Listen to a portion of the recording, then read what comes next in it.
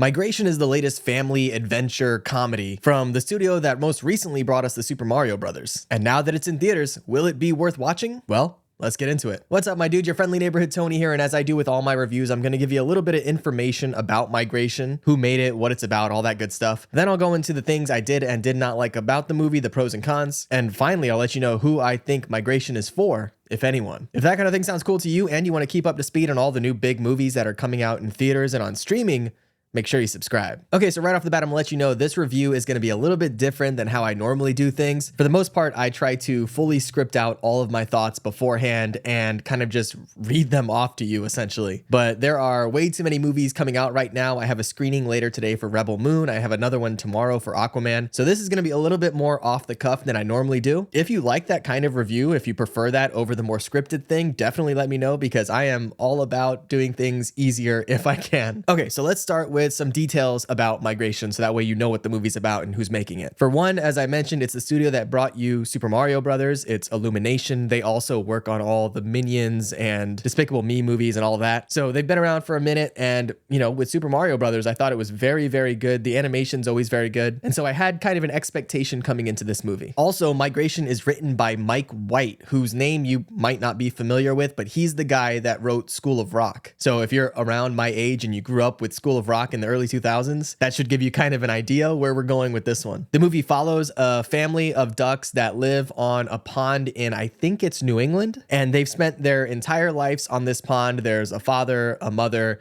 a son, a daughter, and I think an uncle or maybe like a great uncle. He's definitely a bit older than the rest of them. And they've spent their entire life on this pond. They've never migrated or gone anywhere else. And kind of the crux of the movie is that in the very beginning of the film, you're introduced to some other ducks that are kind of just passing through, migrating down to Jamaica. And some of the people in the family, the main family in the movie, get the idea of wanting to migrate as well. Now, the father is not at all okay with this idea. He's played by Kumail Nanjiani, who is very, very funny and very, very good in this role. And his character does not want to go anywhere else. He spent his entire life on this pond and just is afraid of any change or any of the danger that they might run into on their journey. So you have him kind of not wanting the family to move on, and the mother who needs a little bit of adventure, and the kids, of course, who, you know, want to go out and see the world. So it's kind of like a road trip type movie, except in the sky for the most part, and about a family kind of like coming to terms with each other and figuring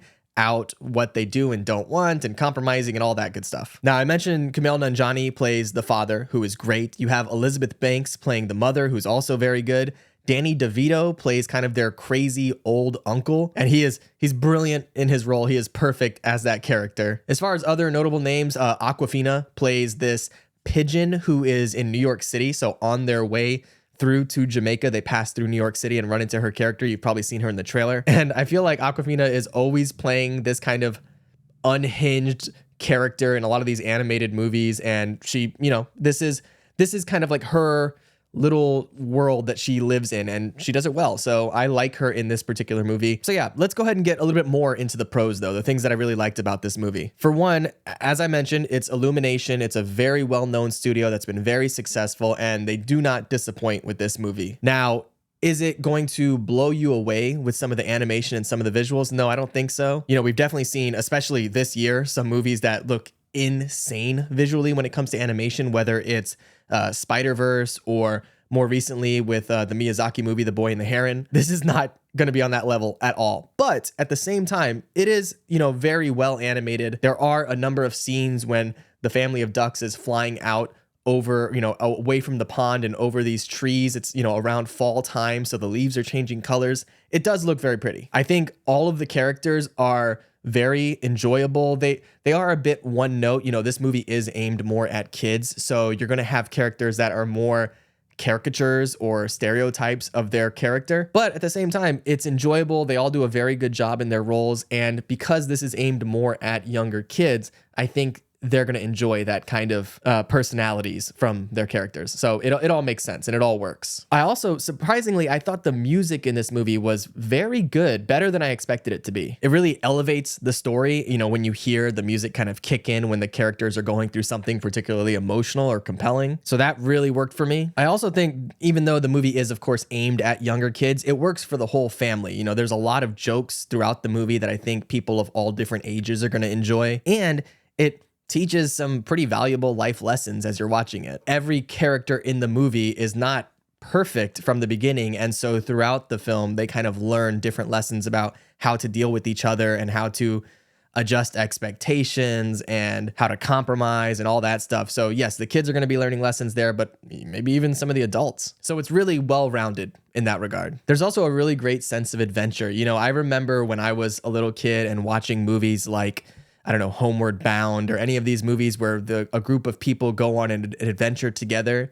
There's kind of that sense of wonder and joy and discovery that you get from some of those great movies. And I don't know if this is necessarily what I would put, you know, in that category of great movie, but honestly, if you go back, and this is probably just me on my old man soapbox, but if you go back and look at some of those movies from when I was a kid and maybe when you were a kid as well, this movie totally holds up to those. And I really feel like there's almost an embarrassment of riches nowadays where there are so many great movies that are coming out all the time, especially for young kids, that a movie like this kind of flies under the radar because even though it is really good, it's not doing anything exceptional that's going to blow you away. But overall, it is very solid. So yeah, all in all, I really enjoyed Migration, but of course, no movie is perfect. So let's go ahead and get into some of the things I didn't like so much, or maybe some reasons why you might not enjoy Migration. But before we do, real quick, I want to let you know that this video is sponsored by you. That's right, I'm just a small little channel here without any big corporate sponsors or anything like that. So just by watching the video, you're really helping me out. Now, as we get to the end of the year, I am making a massive push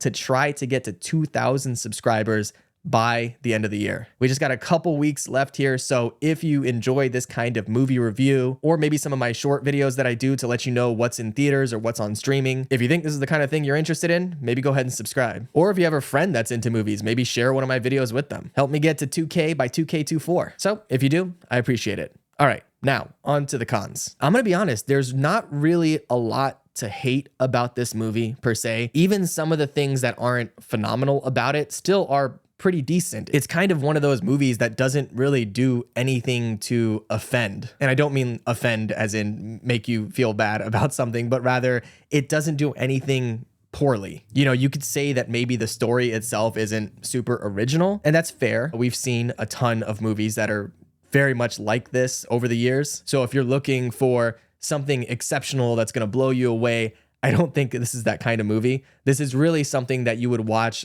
around the holidays with your little ones. I know a lot of families like to go to the movies on or around Christmas time, and this is definitely the kind of movie that you would take your little ones to see. And thankfully, it's a movie that I think everyone is going to be able to enjoy. So it's not one of those movies that is just annoying for adults to watch. So yeah, this is a pretty simple review. I think Migration is a lot of fun. It's around an hour and a half in length. So if you're looking for something quick and painless to watch with your kids this holiday season, this is definitely one to have on your radar. And honestly, if this came out when I was a kid, I think I would absolutely love this movie. So if you're so inclined, check out Migration in theaters this weekend. And if you've seen it already, definitely let me know what you think in the comments below. And if not, what are some of your favorite movies that Illumination Studios has done? I'm not really a big Minions fan myself, so it's probably gonna be Super Mario Brothers for me. But whatever you think, let me know in the comments below. And of course, if you wanna see more movie reviews or just keep up to speed on all the new big movies that are coming out, make sure you subscribe. All right, that's it for me today. I'll see you soon with my review of Rebel Moon and Aquaman coming in the next couple days. So